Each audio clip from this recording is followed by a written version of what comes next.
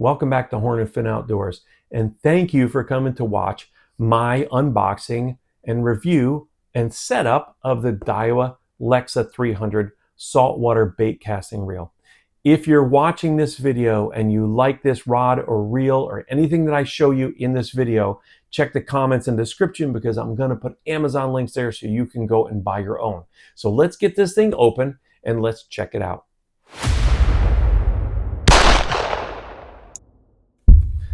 Okay, so it comes in a normal size box. Nothing spectacular here, but let's open the box up. And first thing I'm going to do is just pull out the reel and set it aside for a minute because I want to show you what else comes in here. There is operating instructions, which I'm a man, so I'm just going to throw these away and not even read them. There is also a little key in here, which because I don't read the operating instructions, I don't know what that key is for. But down the road, I may need to use it, so I'm going to save it in the box. But let's get to what you came to see, and this is the reel right here. It's in a little plastic bag, and I'm going to tell you that while this reel is brand new for me, I did get to use one last season. That's why I found out about this reel. I had never used a Daiwa saltwater reel before, so I didn't know anything about them.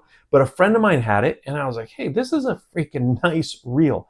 And at the price point of, it's around, give or take, $200. So it's not a high-end reel, but it's also not a low-end reel. It's a nice mid-range bait casting reel, which is one of the things I liked about it. So let's take a little bit closer look at it.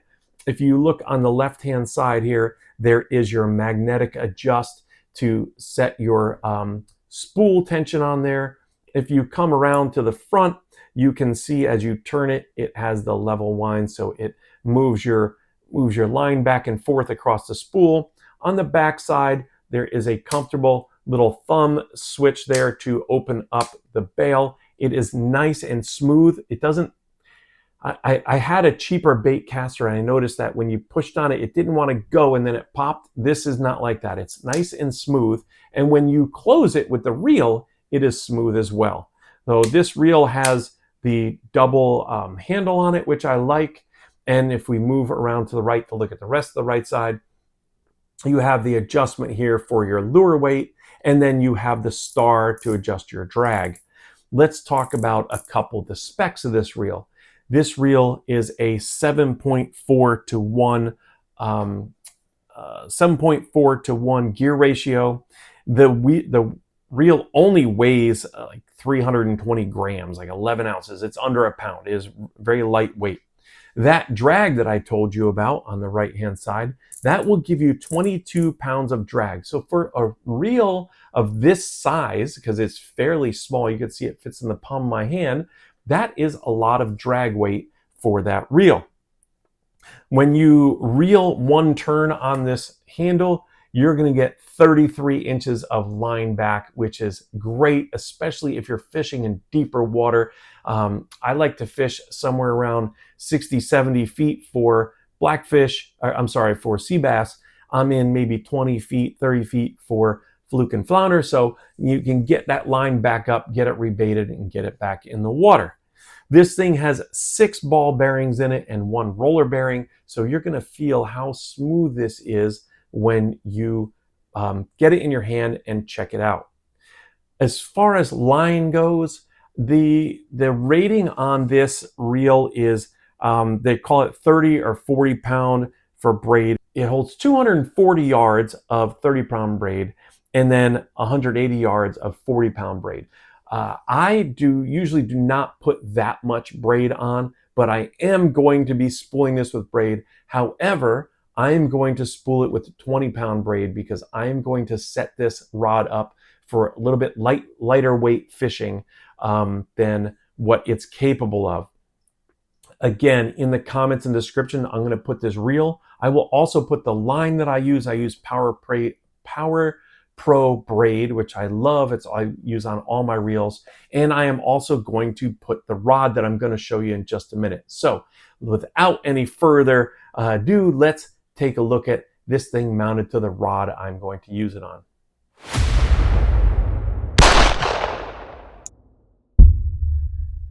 Well, here it is. This is my Shimano Talavera Type J jigging rod. I'll try and show you most everything I can on it, but it is a mid-range Shimano rod. It cost me, I think, a little over $100 for this rod.